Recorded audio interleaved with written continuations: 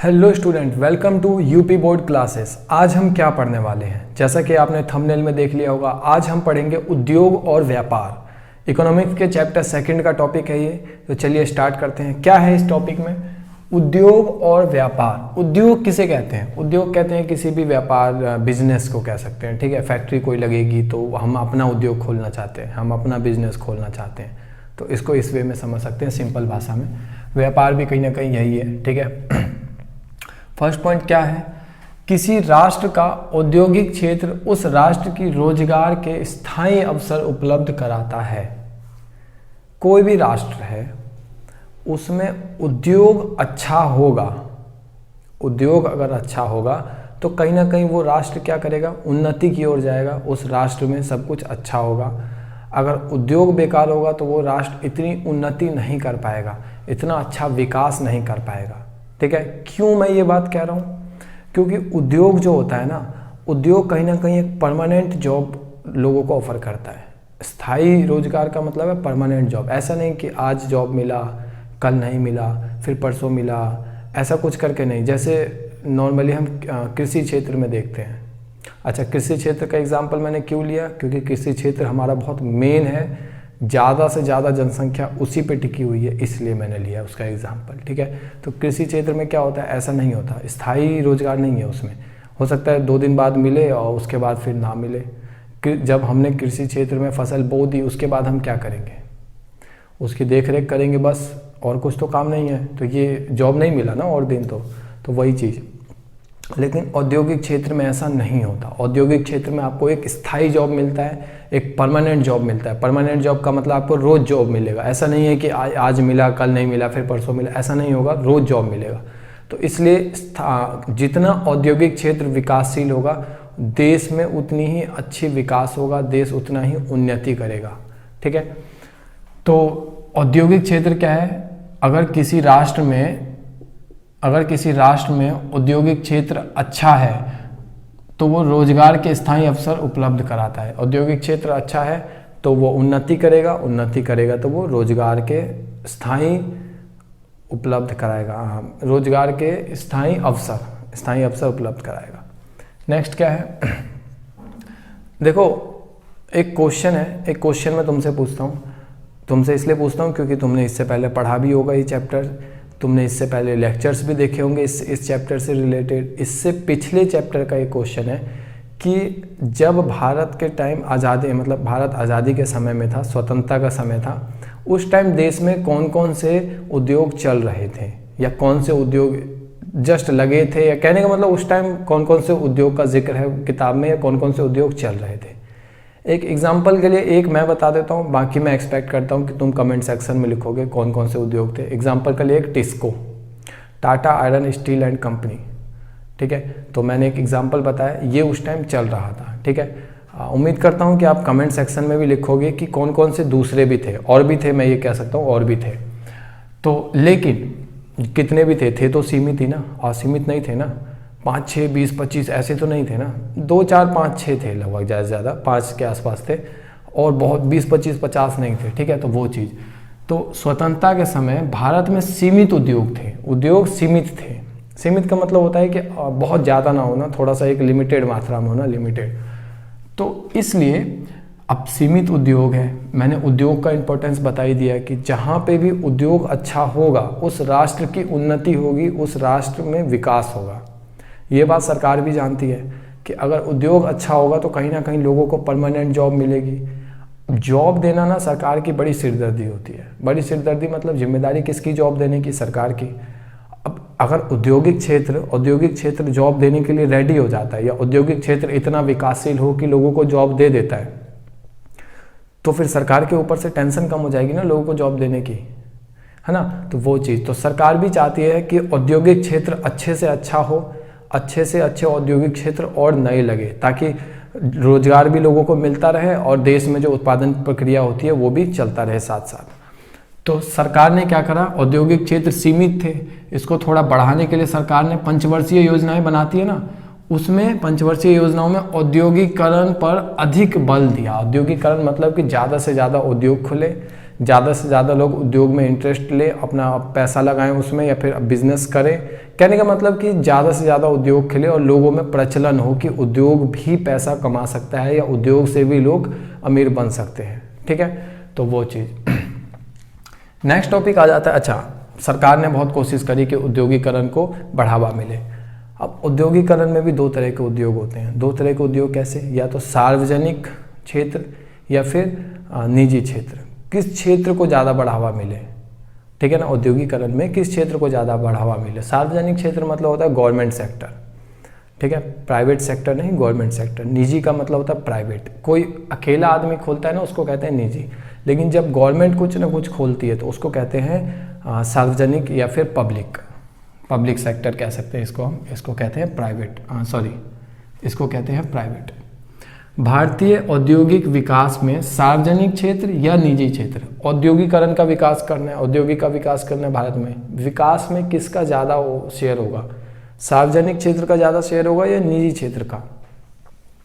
आज़ादी के समय निजी क्षेत्र के पास अपेक्षित पूंजी नहीं थी। अपेक्षित पूंजी का मतलब होता है जितनी पूंजी होनी चाहिए।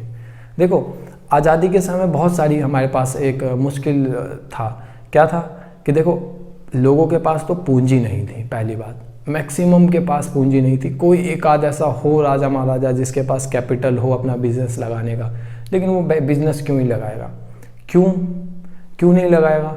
दो कारण थे इसके। दो कारण इसलिए कि एक तो बाजार इतना बड़ा नहीं था। बड़ा बाजार क्यों नहीं था, जनसंख्या तो ज़्यादा थी, फिर बाजार बड़ा क्यों नहीं था। बाजार में कौन जाता है, जिसके पास पैसा होता है। हमारे पास पैसा नहीं था उस टाइम, आम जनता के पास भी इतना बहुत पैसा नहीं था कि वो बाजार में जाके खर्च करे या इतना कुछ, अपनी ज़रूरत की चीज़ें पूरी हो जाए वही बहुत थी। तो इसमें होता क्या था कि बाजार तो इतना बड़ा था नहीं, बाजार में मांग तो ज़्यादा थी नहीं।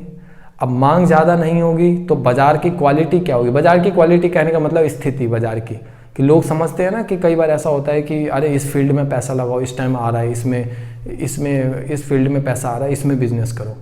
या फिर कोई अपने एरिया में देखता है अरे ये वाला बिजनेस मेरे एरिया में नहीं है, इस वाली चीज़ में बिजनेस करूँगा तो पैसा आएगा, रिटर्न आएगा, बहुत प्रॉफिट कमा सकता हूँ इसमें। तो वो चीज़, तो लोग बाज़ार की ऐसी स्थिति थी ना कि लोगों को वो चीज़ दिख ही नहीं रहा था कि अगर मैं उद्योग में पैसा लगाता हूँ तो पैसा आएगा। और सारी चीज़ें दिख रही थी, सब कुछ था, लेकिन इस चीज़ में नहीं दिख रहा था क्योंकि बाज़ार उस रूप में नहीं था।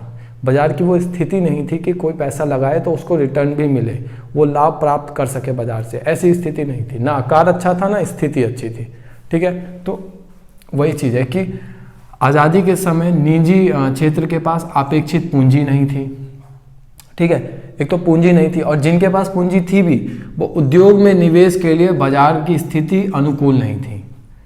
उद्योग में जिनके पास पूंजी थी भी वो उद्योग में निवेश करे, उसके लिए बाजार की स्थिति अनुकूल नहीं थी। अनुकूल रहने का मतलब कि जो निवेश करेगा ना उसके हिसाब से सिचुएशन रहनी चाहिए। मैं अगर किसी को पैसा दे रहा हूँ या मैं किसी बिज़नेस में पैसा लगा रहा हूँ तो मेरे को तो पसंद आना चाहिए ना वो बिज़नेस। मेरी जो कुछ शर्तें होती है वो शर्त पे तो खड़ा उतरना चाहिए ना वो बिज़नेस। मैं चाहता हूँ कि पैसा रिटर्न भी आए। रिटर्न आए तो ऐसा नहीं कि मैं 2 लाख लगाऊँ और 2 रुपये रिटर्न आए। कुछ शर्त होती है कि कम से कम 1000-1500 तो आए रिटर्न पर महीने, या फिर 3000-4000, कुछ भी एक शर्त, उसका कहते हैं कि अनुकूल रहना। कि बाजार की स्थिति भी अनुकूल नहीं थी। अनुकूल किसके, जो निवेश करेगा उसके शर्तों के अनुकूल, ठीक है। नेक्स्ट है भारतीय अर्थव्यवस्था में समाजवाद की स्थिति बनाने के लिए। समाजवाद हमने पढ़ रखा है इससे पहले की वीडियो में, अगर आपने नहीं देखा है तो आप वो देखिए, डिस्क्रिप्शन में उसका लिंक मिल जाएगा। समाजवाद क्या होता है मैं एक ब्रीफ बता देता हूँ। समाजवाद होता है रामराज। रामराज मतलब जिसमें सरकार हर किसी का भला चाहती है, सरकार के हाथ में ही मेन पावर है, निजी क्षेत्र कुछ है ही नहीं। सरकार जो डिसीजन लेगी सरकार लेगी। क्या उत्पादन करना है, उत्पादन करके गरीब वर्ग को देना है या अमीर वर्ग को देना है या मध्यम वर्ग को देना है वो वस्तु, वो भी सरकार देखेगी। फ्री में देना है या फिर थोड़े से पैसे लेने हैं वो भी सरकार देखेगी। इसमें सारा हक सरकार का होता है, ठीक है। अब सरकार को एक चीज़ और डर था। क्या डर था कि अगर निजी क्षेत्र में मैं, बाजार तो देखो धीरे धीरे बढ़ेगा, धीरे धीरे, क्योंकि हमारी जनसंख्या बढ़ रही थी, धीरे धीरे आज़ाद तो हम हो ही गए थे, तो बढ़ना ही था बाजार को, तो बस टाइम लगता थोड़ा सा। सरकार इस डर में थी कि धीरे धीरे बढ़ेगा तो भारत में से ही कोई ऐसा उद्योगपति ना आ जाए या कोई बड़े बड़े ऐसे उद्योगपति ना आ जाए जो पूरे बाजार पर अपना कब्जा कर ले। जैसे कि एक तरह से हम अभी एग्जांपल ले सकते हैं रिलायंस का। रिलायंस का देखो धीरे धीरे पूरे बाजार पे कब्जा हो रहा है, फिर चाहे वो टेलीकॉम इंडस्ट्री हो या फिर मार्केट हो, क्या कहते हैं मार्ट हो, मतलब हाउस होल्ड चीज़ें हो, हर तरह वो अपनी छवि छोड़ रहा है। तो ऐसा ना कुछ हो जाए कि जिसपे हमारी अर्थव्यवस्था किसी एक पर टिक जाए और हम भी बंध जाए, उसके अंदर ही हम बंध जाए, ऐसी सिचुएशन ना आ जाए। तो सरकार क्या चाहती थी कि निर्णय लेने की पावर, या फिर कहने का मतलब जो बड़े बड़े वो निर्णय लिए जाएंगे वो सरकार की तरफ से ही लिए जाएंगे, चाहे बिजनेस कितना भी बड़ा हो जाए, अर्थव्यवस्था में उसका कितना भी बड़ा योगदान क्यों ना हो, वो सरकार से ज़्यादा ऊपर नहीं हो सकता। ठीक है, तो सरकार चाहती थी कि सारे डिसीजन कौन ले, सरकार ले। तो इसलिए सरकार का क्या मानना था कि भारतीय अर्थव्यवस्था में समाजवाद की स्थिति बनी रहे। समाजवाद की स्थिति बनना मतलब कि डिसीजन सरकार के हाथ में ही रहे, वो किसी निजी क्षेत्र पर ना चला जाए, हमारा अर्थव्यवस्था निजी क्षेत्र पर डिपेंड ना हो जाए। बनाए रखने के लिए सरकार ने करा क्या, अभी मैंने बताया कि जो भी बड़े या भारी उद्योग थे, बड़े भारी उद्योग जो थे, बड़े बड़े उद्योग, उन पर नियंत्रण बनाए रखने का फैसला लिया। ठीक है, उन पर नियंत्रण बनाए रखने का फैसला लिया। नियंत्रण बनाना मतलब कि तुम अपनी मर्जी से कोई भी नीति नहीं बना सकते। कोई भी नीति बनाओगे तो हमसे पूछ के बनाओगे, हम आज्ञा देंगे तो बनाओगे। ठीक है, कहने का मतलब जो मेन पॉलिसी मेकर होता है वो सरकार रहेगी। कोई भी डिसीजन लेना वो सरकार लेगा, बड़े डिसीजन। ठीक है, तुम एज अ बिजनेसमैन हो तो बिजनेसमैन ही रहो, सरकार के काम में दखल मत देना।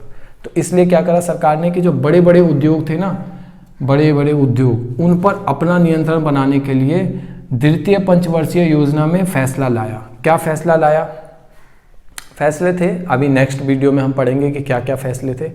तो फैसला लाया गया द्वितीय पंचवर्षीय योजना में, निजी क्षेत्र की नीतियां सार्वजनिक क्षेत्र की नीतियों के अनुकूल काम करेगी। ये क्या पॉइंट हो गया? ये पॉइंट ये हुआ कि अभी जो स्टार्टिंग लास्ट के 3 पॉइंट मैंने पढ़ी ना, तीनों पॉइंट कहीं ना कहीं एक ही पॉइंट पे निर्भर है कि सरकार ही मेन रहेगा, सरकार फर्स्ट पे रहेगा, सेकंड पे रहेगा कोई भी उद्योग। कोई भी उद्योग मतलब कितना भी बड़ा उद्योग हो जाए वो सेकंड पे ही रहेगा। इसका भी वही मतलब है। इसका मतलब है कि निजी क्षेत्र की नीतियाँ, निजी क्षेत्र कोई भी पॉलिसी बनाता है, कोई भी डिसीजन लेता है, वो डिसीजन सरकार के किसी डिसीजन को क्रॉस नहीं करेगा। क्रॉस मतलब कि सरकार ने अगर मान लो कोई भी पॉलिसी बनाई हो इससे पहले, या फिर सरकार चाहती है कि गरीबों का विकास हो या गरीब भी सामान खरीद पाए, तो सरकार के जो ये विज़न है ना, इस विज़न को ठेस नहीं पहुँचाएगा कोई भी प्राइवेट सेक्टर का कोई पॉलिसी। कहने का मतलब कि सरकार इसमें भी फर्स्ट रहेगी, सेकंड पे कौन रहेगा? निजी क्षेत्र। कोई भी ऐसी पॉलिसी नहीं होनी चाहिए जो सरकार के आंखों के खिलाफ हो, सरकार जिसे देखे ना, या सरकार को ठेस लगे उस पॉलिसी से। तो वही चीज़ यहाँ पे भी है, वही सीन है कि निजी क्षेत्र की नीतियाँ, जो निजी क्षेत्र कोई भी पॉलिसी बनाएगा, कोई भी प्लानिंग करेगा, वो सार्वजनिक क्षेत्र की नीतियों के अनुकूल काम करेगा। अनुकूल मतलब कि होता है कि जो सार्वजनिक क्षेत्र की नीतियाँ होगी ना, उसी के अनुकूल इनकी भी नीति होनी चाहिए। इसके प्रतिकूल नहीं होना चाहिए। प्रतिकूल इसका उल्टा नहीं होना चाहिए, ठेस नहीं लगनी चाहिए सरकारी क्षेत्र को। ठीक है, तो ये पॉइंट अभी यही खत्म करते हैं। नेक्स्ट टॉपिक हम देखेंगे लघु उद्योग क्या होता है, कैसे होता है, क्या उसमें है, तो वो सब कुछ हम पढ़ेंगे। तो इसको अभी यहीं समाप्त करते हैं। अगर आपने इससे पहले की वीडियोज़ नहीं देखी है तो आप लिंक में डिस्क्रिप्शन में लिंक है, वहाँ जाके देख सकते हैं। डिस्क्रिप्शन में हमारे टेलीग्राम चैनल का भी लिंक है, वहाँ से भी जुड़ सकते हैं। हमारे चैनल को सब्सक्राइब करें और मिलते हैं अगली क्लास में। तब तक के लिए सुरक्षित रहें, स्वस्थ रहें, मस्त रहें।